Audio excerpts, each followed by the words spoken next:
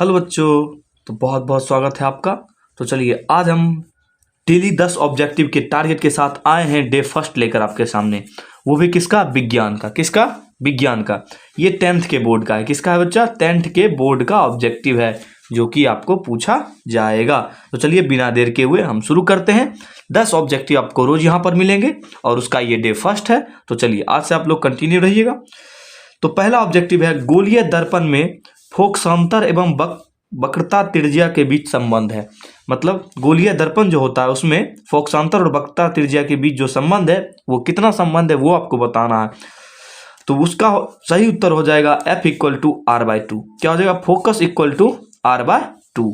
समझ गए? कोई दिक्कत नहीं है बच्चों। तो चलिए हमारा दूसरा प्रश्न है, प्रकाश के प्रवर्तन के कितने नियम है? प्रकाश के प्रवर्तन के कितने नियम है?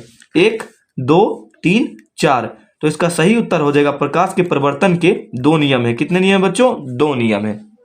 चलिए हमारा तीसरा क्वेश्चन है, कौन सा दर्पण आमतौर पर वाहनों के पीछे के दर्पण के रूप में उपयोग किया जाता है? मतलब आप लोग जो वाहन में देखते होंगे पीछे जो दर्पण लगा रहता है उसमें कौन सा दर्पण लगाया जाता है? तो चलिए मतलब मोटरसाइकिल में या साइकिल में या कार में आप साइड मिरर के तौर पे जो देखते हैं उसमें कौन सा दर्पण यूज होता है? तो पहला ऑप्शन है समतल दर्पण, दूसरा अवतल लेंस, तीसरा अवतल दर्पण, चौथा उत्तल दर्पण। तो इसका सही उत्तर हो जाएगा उत्तल दर्पण। क्या हो जाएगा बच्चों? उत्तल दर्पण। चलिए हमारा चौथा प्रश्न है, समतल दर्पण की फोकस दूरी होती है, मतलब समतल दर्पण जो होता है उसकी जो फोकस दूरी होती है वो कितनी होती है? तो बच्चों उसकी जो फोकस दूरी होती है अनंत। कितनी होती है? अनंत। चलिए हमारा पांचवा प्रश्न है, प्रकाश की चाल सबसे अधिक होती है। प्रकाश की जो बच्चों चाल होती है वो सबसे अधिक किस में होती है? कांच में, वायु में, शून्य निर्वात जिसको कहते हैं जहाँ कुछ नहीं पाया जाता है, और ए या और सी दोनों में। तो कहाँ कहाँ होता है? तो इसका सही उत्तर होगा शून्य या निर्वात। मतलब वायुमंडल के ऊपर जो निर्यात स्थान है वहाँ पे, निर्वात स्थान है वहाँ पे प्रकाश की चाल सबसे अधिक होती है।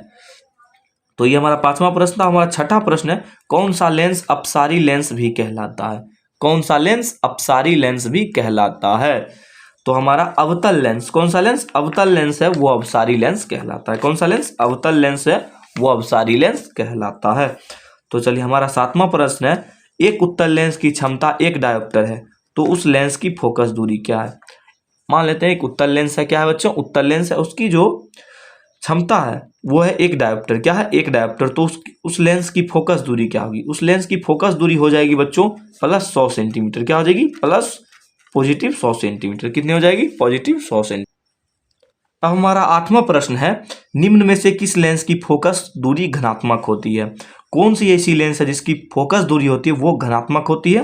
तो वो है अवतल लेंस, उत्तल लेंस, समतल लेंस, अवतल लेंस, कोई नहीं। तो इसका सही उत्तर हो जाएगा बच्चों उत्तल लेंस। क्या हो जाएगा उत्तर? सही उत्तर हो जाएगा उत्तल लेंस। चलिए हमारा 9वां प्रश्न इसके साथ शुरू होता है, जब सूर्य का प्रकाश वायुमंडल से गुजरता है।